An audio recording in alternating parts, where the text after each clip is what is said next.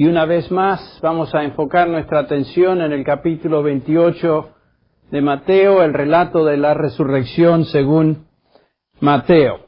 Comenzamos la semana anterior y hoy terminaremos con el tema de la resurrección. Muchos acontecimientos dramáticos han impactado a este mundo a través de su historia, pero ninguno de ellos, ni todos ellos combinados, se comparan con la importancia de la resurrección del Señor Jesucristo. En la resurrección del Señor encontramos la médula de la fe cristiana.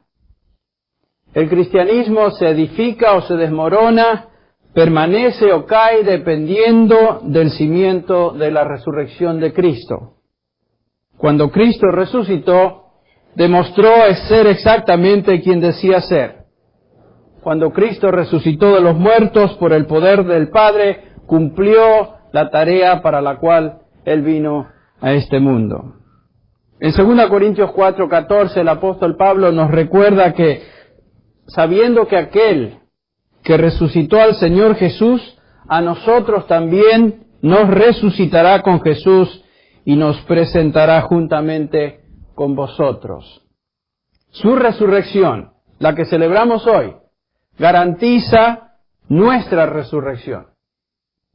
Porque Él vive, nosotros también viviremos. La semana pasada dijimos que esa es la única razón por la cual celebramos el día domingo, el día de resurrección.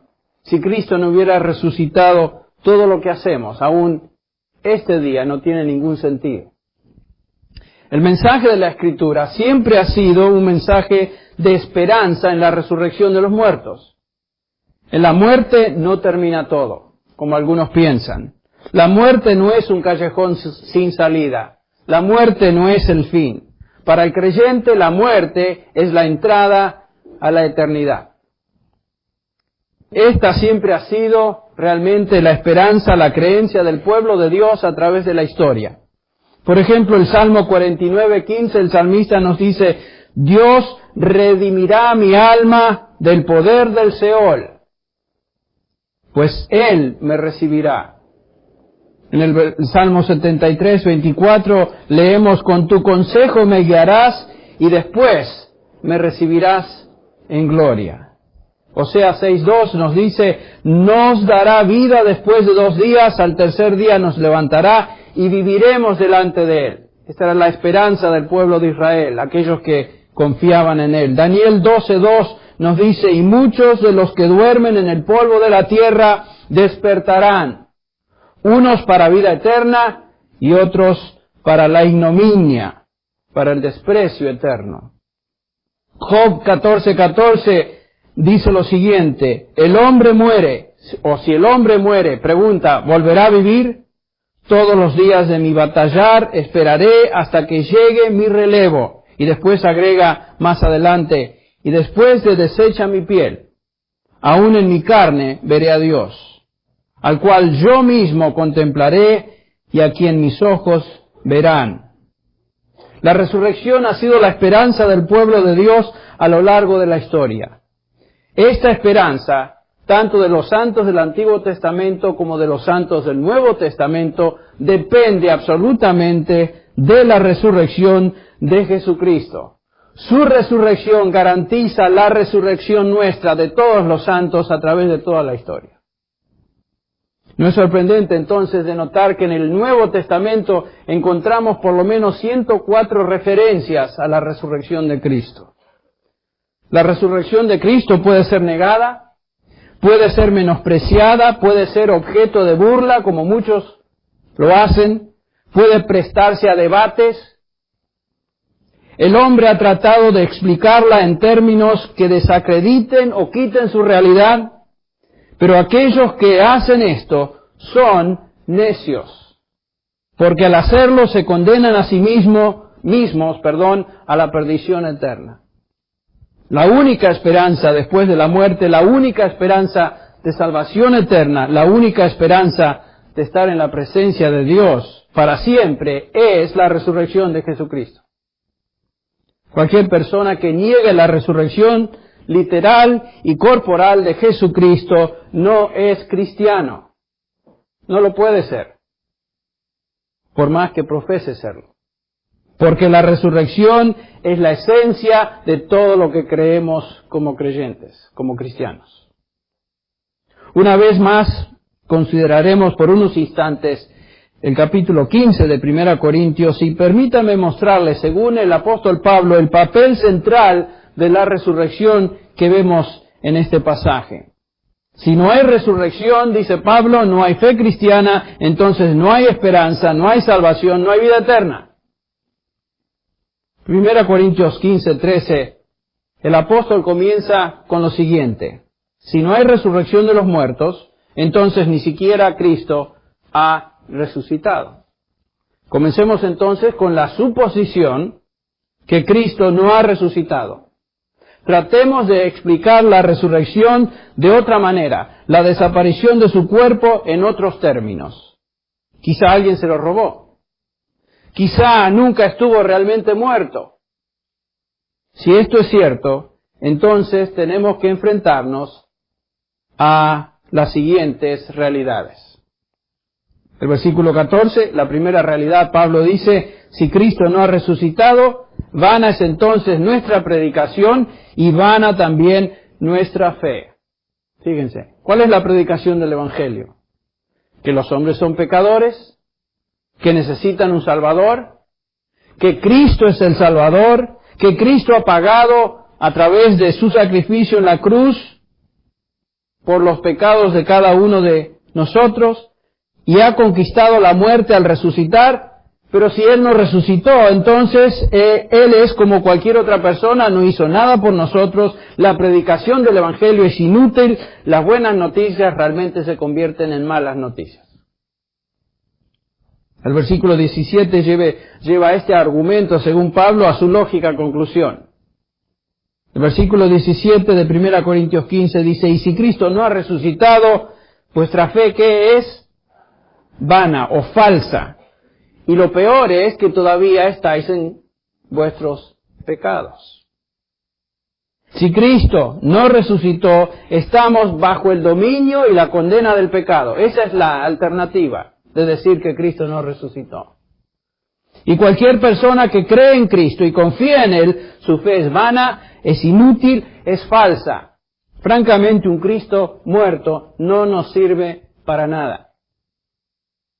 Sin embargo, hay muchos en nuestro contexto del cual venimos nosotros, en Hispanoamérica y en otros países, que glorifican al Cristo muerto y se hace más énfasis en un Cristo muerto que en un Cristo resucitado. Ese Cristo muerto no sirve para nada, si Él no resucitó. Además, dice el apóstol Pablo en el versículo 15, aún más, somos hallados testigos falsos de Dios, porque hemos testificado contra Dios que Él resucitó a Cristo, a quien realmente no resucitó, y si en verdad los muertos no resucitan. En otras palabras, todos los apóstoles, dice Pablo, aquellos que proclamamos el Evangelio, hemos sido falsos testigos, porque hemos testificado acerca de una mentira. Estos hombres, los apóstoles, a quien la historia ha venerado y los ha honrado por siglos como llenos de convicción, moralidad y ética, realmente son un montón de mentirosos. Como si esto fuera poco, el versículo 18 dice, entonces también los que han dormido en Cristo han perecido. Si Cristo no resucitó, la predicación del Evangelio es inútil, la fe en el Evangelio es inútil, los apóstoles son unos mentirosos y toda persona que murió confiando en Cristo Jesús ha perecido. Esa es la consecuencia de negar la resurrección. Por tanto, el versículo 19 nos lleva, Pablo, a la conclusión final. Si hemos entonces esperado en Cristo para esta vida, somos de todos los hombres los más dignos de lástima, conmiseración. La resurrección de Jesucristo no es una realidad negociable para el cristiano. Es la piedra angular, el fundamento de nuestra fe. Pero gracias a Dios, dice Pablo, que Cristo resucitó. El versículo 20, mas ahora Cristo ha resucitado de entre los muertos, primicias de los que durmieron. Cristo ha resucitado, Cristo vive. Ahora sí, regresemos al relato de Mateo 28. Hemos estado viendo que Mateo y los demás evangelistas presentan la resurrección de una manera muy particular. En ningún momento notamos que estos escritores se esfuerzan por probar la resurrección, simplemente la describen como una realidad y esto realmente es impresionante o convincente. En el versículo 1 de este relato dijimos que nos encontramos al amanecer del primer día de la semana, en otras palabras, después del sábado, después del día de reposo, el comienzo de una nueva semana, el día domingo. Cristo había estado en la tumba 3 días y prometió una y otra vez que al tercer día Él iba a resucitar. Y justamente nos encontramos ahora en este momento. El relato del Evangelio llega a su final, a su clímax, la resurrección de Cristo. Vimos que Mateo presenta este relato de la resurrección desde la perspectiva de las emociones de unas mujeres que vinieron y se acercaron a la tumba. La primera emoción que notamos en este relato, de la cual ya hablamos y que Mateo subraya, es una de compasión, una de compasión. Dijimos que no vinieron a ver la resurrección, ellas no vinieron pensando que iban a ver a un Cristo resucitado, sino que con amor devoto vinieron a la resurrección para ungir al Señor Jesús con especias, el cadáver, el cuerpo del Señor, por última vez. Nos dice el versículo 2 que hubo un gran terremoto, se produjo un gran terremoto y la razón que nos da el evangelista es que un ángel del Señor descendió del cielo y llegando removió la piedra. Su aspecto, el versículo 3 dice que su aspecto era como la de un relámpago y su vestido blanco como la nieve. Y el versículo 4, y de miedo los guardas temblaron y se quedaron como muertos. Ustedes recuerdan que la tumba estaba siendo guardada, protegida por guardas romanos, para evitar justamente que alguien robara el cuerpo y que se proclamara el hecho de que a lo mejor Cristo había resucitado, pues ya lo había prometido. Ese era el temor de los religiosos líderes judíos. Mas el ángel, respondiendo, dijo a las mujeres, no temáis vosotras. En otras palabras, los guardas tienen por qué temer, pero vosotras no temáis, porque yo sé que buscáis a Jesús, el que fue crucificado. Vimos entonces que la primera emoción de compasión a su Señor ahora se convierte en otro tipo de emoción. El versículo 5 nos ayuda a entender esta emoción. Dice que se llenaron de pavor. No temáis vosotras. Se llenaron de temor. Y no era para menos. Yo creo que si nosotros nos acercamos a la tumba y experimentamos todo lo que allí se da lugar, por ejemplo, un terremoto causado por un ángel, cuando no esperábamos nada, el ángel del Señor tenía un aspecto incandescente, era como un relámpago, brillaba, su rostro reflejaba la gloria de Dios, sus vestiduras eran blancas como la nieve, definitivamente era un ser angelical que representaba y reflejaba la gloria de Dios. El ángel remueve la piedra de la tumba, la cual ahora está vacía. Y recuerden que dijimos que el ángel removió la piedra no para que Jesús saliera, sino para que las mujeres entraran y después Pedro y Juan entraran y todos los que quisieran ver que la tumba estaba vacía. Cristo ya había resucitado y dijimos que la resurrección fue un evento invisible. Vemos también que esta escena causa que los soldados romanos que cuidaban la tumba realmente se desmayen del miedo. Y esto sucede cuando uno está completamente apabullado y lleno de temor. Inmediatamente estas mujeres escuchan las palabras consoladoras del ángel, no temáis vosotras, y la afirmación del ángel, la descripción de lo que había sucedido. Y finalmente un mandato a proclamar lo que habían visto y lo que habrían de ver. Vosotras no temáis, dice el ángel, yo sé que buscáis a Jesús, aquel que fue crucificado, no está aquí, ha resucitado, tal como dijo, recuerden, tal como dijo, venid, ved donde estaba, donde yacía, e id pronto y decid a sus discípulos que Él ha resucitado de los muertos. Allí le veréis, en camino a Galilea. Cristo estaba vivo, aquí están todas las evidencias. Cristo estaba vivo, había resucitado, la tumba estaba vacía, los guardas estaban inconscientes, el testimonio del ángel era una evidencia más, los lienzos en la tumba tal como habían sido colocados sobre el cuerpo de Jesús, nos dice Juan. La descripción del relato de Juan es que los lienzos y el sudario estaba todo en orden. O sea, nadie se llevó el cuerpo.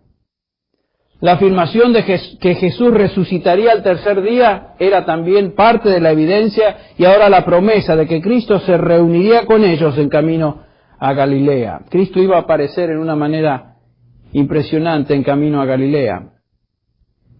Fue justamente en Galilea, en esa aparición, donde Cristo comisionó a los discípulos, lo que conocemos como la Gran Comisión, en los versículos 19 al 20, ir por todo el mundo y proclamar el Evangelio a todas las naciones. Esa proclamación, esa aparición de Jesús fue justamente en Galilea, después de su resurrección. Sin embargo, antes de esa aparición final, el Señor se apareció en varias ocasiones, se manifestó en el área de Jerusalén. Se apareció a María Magdalena, se apareció a Pedro personalmente, más tarde se apareció a 2 de los discípulos, recuerden, en camino a Emaús. Durante ese mismo día domingo se aparece a los discípulos que estaban congregados en el aposento alto en Jerusalén. Lucas 24:36 leemos, mientras ellos relataban estas cosas, Jesús se puso en medio de ellos y les dijo, paz a vosotros. En esta ocasión ustedes recuerdan que todavía aquel que dudaba, Tomás, no se encontraba presente, sino que nos dice Juan, el autor, que 8 días más tarde, una vez más estaban estos discípulos reunidos en el aposento alto, y ahora Tomás está ahí, y Tomás, uno de los 12, llamado Dídimo, no estaba con ellos cuando Jesús vino por primera vez. Entonces los otros discípulos le decían, hemos visto al Señor. Pero él les dijo, si no veo en sus manos la señal de los clavos, y meto mi dedo en el lugar de los clavos y pongo la mano en su costado, no voy a creer. Así somos nosotros a veces. Pero cuando Cristo se aparece 8 días más tarde y dice, paz a vosotros, Tomás reacciona y dice, Señor mío y Dios mío. Bueno, esta fue otra aparición, pero la aparición más grande de todas después de su resurrección fue justamente la Gran Comisión. Y ocurrió en Galilea, y a esta se refiere Pablo en 1 Corintios 15:13, cuando dice, 5, que se apareció primero a Cefas y después a los 12, y más tarde, dice Pablo, se apareció a más de 500 hermanos a la vez, la mayoría de los cuales viven aún, pero algunos ya duermen. Esta fue la gran aparición de Jesús después de su resurrección. Ahora, regresando a nuestro pasaje en Mateo, el ángel les dice, y pronto les dice a las mujeres, y decid a sus discípulos que ha resucitado de los muertos, y aquí va delante de vosotros. En el versículo 8, notamos que las mujeres experimentan una tercera emoción. Una tercera emoción. El versículo 8 dice, y ellas, alejándose a toda prisa del sepulcro, con temor y gran ¿qué? Gozo, corrieron a dar las noticias a sus discípulos. Imagínense, de repente se dan cuenta, de repente se prende la lamparita y comienzan a darse cuenta de lo que está sucediendo. Cristo ha muerto, pero Él vive. Él vive. El ángel ha confortado sus corazones y ahora su temor se convierte en una experiencia, en un sentimiento de total gozo y alegría. Imagínense. Salen corriendo a dar las buenas nuevas. Cuando llegan con el mensaje a los apóstoles, estos al principio nos dicen los 4 evangelios que no estaban del todo convencidos. Por ejemplo, en Marcos 16:11 dice que cuando ellos oyeron que Él estaba vivo y el reporte de María Magdalena que Cristo había sido visto por ella misma, se negaron a creerlo. No podemos creer esto. O sea que no fue Tomás el único que dudó. En el versículo 13 dice, y estos fueron y se lo comunicaron a los demás, pero ellos tampoco creyeron. Qué impresionante que los discípulos habían estado escuchando vez tras vez, tras vez, tras vez, que Cristo iba a ser crucificado, que iba a morir, que iba a permanecer en la tumba 3 días y resucitaría el tercero, y todavía siguen dudando. Lucas 24:9 leemos lo siguiente, y regresando del sepulcro anunciaron todas estas cosas a los 11 y a los demás. Y el versículo 11, y a ellos estas palabras les parecieron como disparates, dice la Biblia de las Américas, y no las creyeron. Lucas 24:11. No cabía en sus mentes.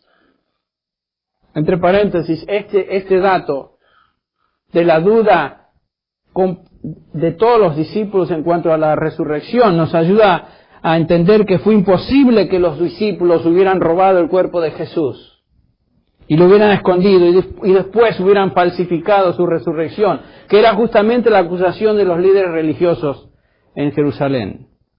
Ustedes recuerdan en Mateo 28:11, dice, mientras ellas iban, y aquí unos de la guardia fueron a la ciudad y dieron aviso a los principales sacerdotes de todas las cosas que habían acontecido, y reunidos con los ancianos y habido consejo, dieron mucho dinero a los soldados diciendo, decid vosotros, y acaba la mentira, sus discípulos vinieron de noche y lo hurtaron estando nosotros dormidos. Imagínense que la guardia romana se iba a dormir. Pero eso es lo que se dijo y lo que sucedió. Pero es imposible que los discípulos hubieran robado el cuerpo y después hubieran falsificado eso, cuando ellos ni siquiera creían al principio que Cristo había resucitado. Ahora, en Juan 20 vemos que 2 de sus discípulos, Juan y Pedro, sin embargo, después de escuchar el reporte, van hacia la tumba para verificar si en realidad lo que habían escuchado era cierto o no. Nos dice en Juan capítulo 20, versículo 3, que salieron pues Pedro y el otro discípulo e iban hacia el sepulcro. Juan se refiere a sí mismo como el otro discípulo. Una actitud humilde. Y los dos corrían, pero el otro discípulo, Juan, corrió más aprisa que Pedro. Parece que Juan era más veloz. Y dice que llegó primero al sepulcro y inclinándose para mirar, vio las envolturas de lino puestas allí, pero no entró. Se quedó así como fijándose nada más. Pero Pedro, siempre Pedro, viene tras de él, entró al sepulcro, vio las envolturas de lino puestas y el sudario que ahí estaba sobre la cabeza de Jesús, no puesto con las envolturas de lino, sino enrollado en un lugar aparte. Juan, el otro discípulo, responde inmediatamente con un corazón de fe. En el versículo 8 dice que entonces entró también el otro discípulo, el que había llegado primero al sepulcro, y vio y creyó. Juan inmediatamente creyó, aunque todavía no entendía todo. Lo interesante es que no habían entendido la Escritura, nos dice el versículo 9. Pedro posiblemente todavía estaba cuestionando si Cristo en realidad había resucitado. Lo interesante de este relato aquí es que se van a sus casas. Nos dice el versículo 10, los discípulos entonces se fueron de nuevo a sus casas. Pero María Magdalena se queda. Estos dos ni siquiera se pusieron a investigar un poquito más, se fueron a su casa. Juan creyendo, Pedro posiblemente dudando. Pero aquí en el versículo 11 nos dice que María se queda, María Magdalena, todavía merodeando el sepulcro después de que Pedro y Juan se habían retirado. Y si ustedes recuerdan, ella fue la primera en salir corriendo a contar a los apóstoles lo de la tumba vacía. Posiblemente María Magdalena ni siquiera notó que el ángel había estado presente, vio la tumba abierta y vacía y corrió, salió, ni siquiera se esperó y dejó a sus amigas atrás. Y por su impulsividad, ni siquiera había notado la presencia del ángel y francamente se perdió la escena del ángel con las mujeres y por lo tanto no sabía lo que el ángel les había dicho. Por esta razón todavía estaba triste y sollozando. Juan 20:11 nos dice, María estaba afuera llorando junto al sepulcro. Y mientras lloraba, se inclinó y miró dentro del sepulcro. Y vemos que María, esta Magdalena, atraviesa por el mismo tipo de emociones que las otras mujeres experimentaron. Devoción, temor, tristeza y por fin un tremendo gozo al darse cuenta que el Señor había resucitado. El versículo 12 nos dice que vio a 2 ángeles en el sepulcro sentados donde estaba el cuerpo de Jesús. Le preguntaron, ¿por qué lloras? Y ella dijo, porque se han llevado a mi Señor y no sé dónde le han puesto. Al decir esto se volvió y vio a Jesús que estaba allí, pero no sabía que era Jesús. Jesús le dijo, mujer, ¿por qué lloras? ¿A quién buscas? Ella, pensando que era el hortelano, le dijo, Señor, si tú le has llevado, dime dónde le has puesto y yo me lo llevaré. Entonces Jesús dijo, María. Volviéndose ella, le dijo en hebreo, Raboni, que quiere decir rabí o maestro, y por primera vez se da cuenta que Cristo ha resucitado, y lo ve. Es la primera de las mujeres que ve a Cristo resucitado. Este no es el momento de quedarse ahí simplemente reflexionando o contemplando al Señor, sino que debe ir a proclamar. Cristo le dice en el versículo 17, ve y diles a mis hermanos. Diles, subo a mi Padre y a vuestro Padre, a mi Dios y a vuestro Dios. Esta es una de las grandes afirmaciones de la Escritura. Ustedes recuerdan que en Juan 15:15 Cristo se había referido a los discípulos como sus amigos, pero ahora ya no les llama amigos, les llama mis hermanos. ¿Por qué el cambio? Porque gracias a su muerte y resurrección han venido ahora a formar parte de la familia de Dios. Como dice Pablo en Romanos, son herederos y coherederos con Cristo. En Hebreos el autor nos dice en Hebreos 2:11, porque tanto el que santifica como los que son santificados, nosotros, son todos de un Padre, por lo cual Él no se avergüenza de llamarle, ¿qué? Hermanos. El Señor no se avergonzó de llamarle hermanos a estos discípulos, aunque habían sido cobardes, aunque le habían abandonado en la hora del dolor, aunque aún aquí en esta escena se habían ido en lugar de permanecer, por lo menos investigar. Ellos eran hermanos de Jesucristo, redimidos por Dios, hijos del mismo Padre. Esa era su identificación. Y ¿saben qué? El Señor nunca, jamás se avergüenza de llamar a los suyos hermanos a pesar de sus debilidades y sus persistentes fracasos. Eso a mí me anima mucho. Que el Señor no cambia de actitud para los suyos a pesar de sus fracasos y debilidades. Entonces, para recopilar y entender esta escena, las mujeres se fueron. María Magdalena, Pedro y Juan han venido a la tumba. La vieron vacía y se van a sus casas. María se queda, vio a Cristo resucitado y ahora ella se va a decirle a los discípulos. Las otras mujeres ya van en camino. María va atrás de ellas. Después de haber aparecido a María, el Señor sobrenaturalmente se transporta delante de las mujeres y les sale al encuentro, y es justamente donde nos encontramos en el relato de Mateo 28:9. Y aquí que Jesús le salió al encuentro diciendo, salve, salve.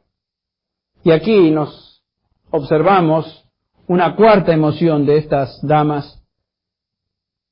De devoción pasan al temor y tristeza, de tristeza pasan a un gozo desbordante al ver a Cristo vivo, y esto ahora se transforma en un espíritu de adoración.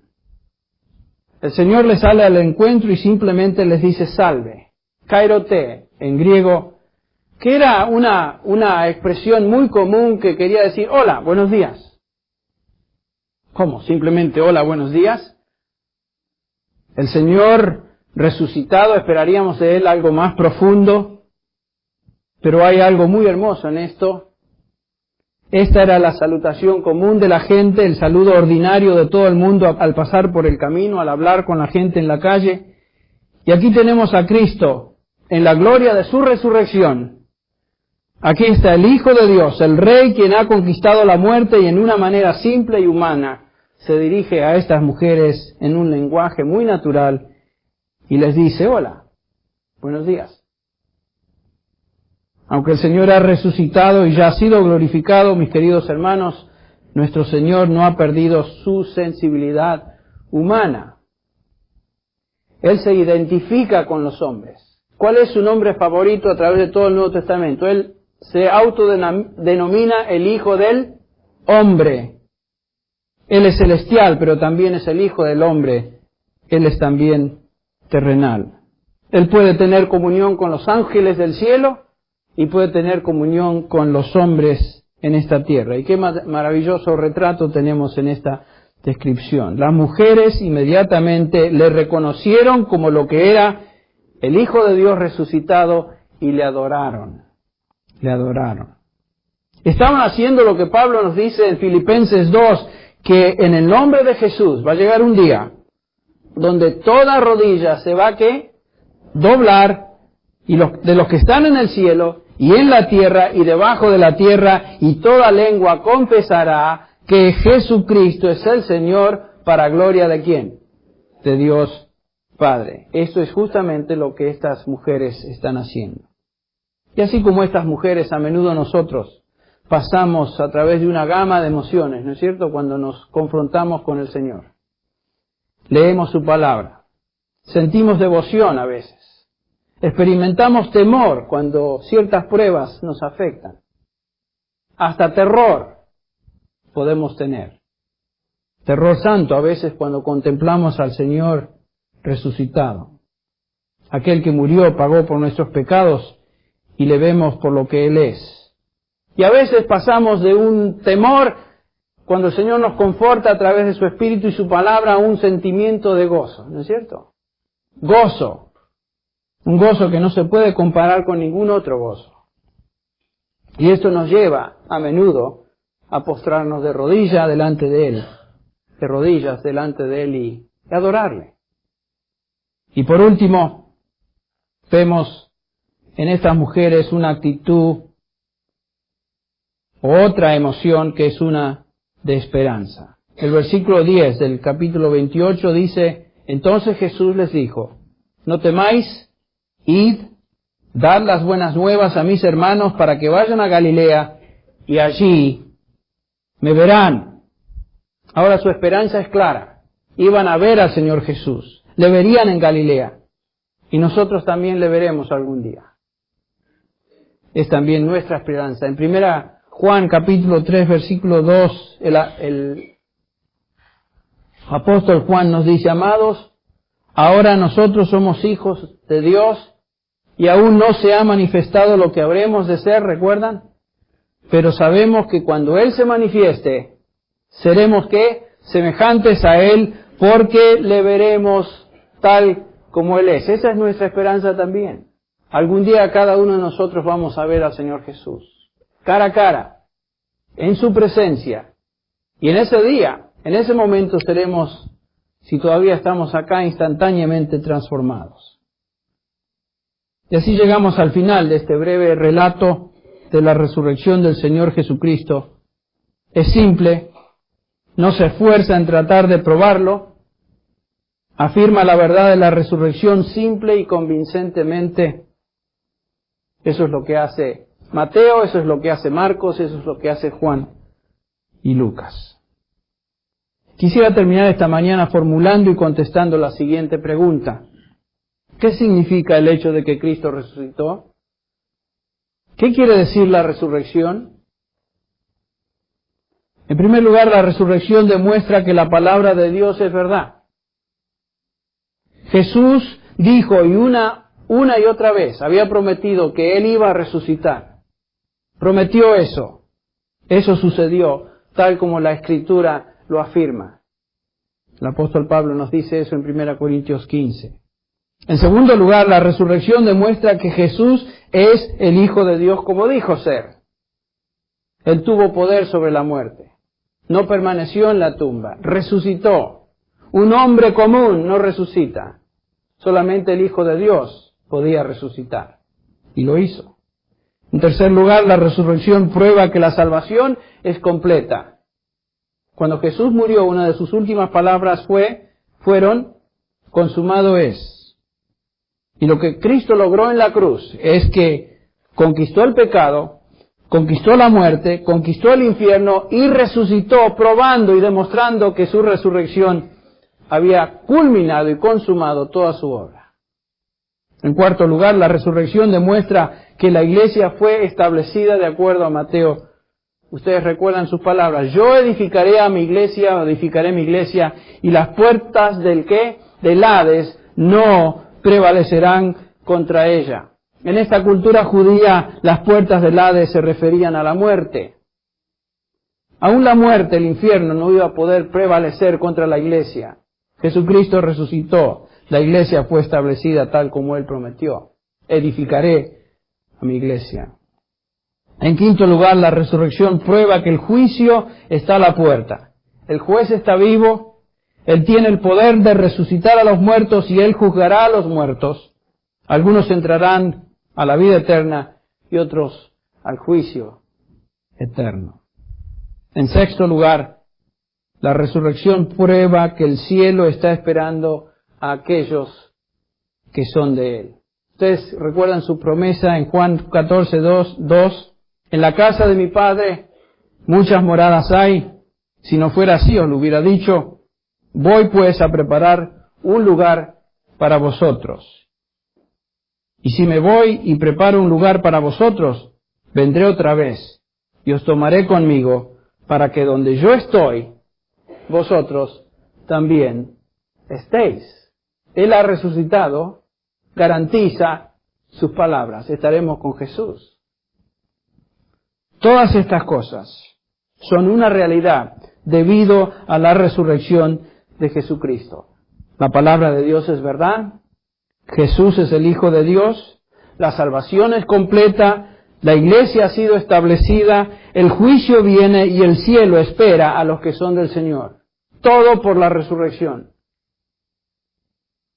Querido oyente, espero que no solamente creas en la resurrección, sino que hayas recibido como Señor y Salvador aquel que murió y aquel quien la tumba no pudo guardar, aquel que resucitó de los muertos. Romanos 10 nos dice que si confesares con tu boca que Jesús es el Señor y creyeres en tu corazón que Dios le levantó de los muertos, serás ¿qué?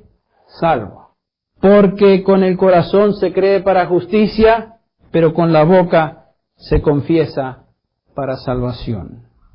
Ser cristiano es creer en la resurrección de Cristo y recibir a Cristo, al Cristo resucitado, como Señor y Salvador.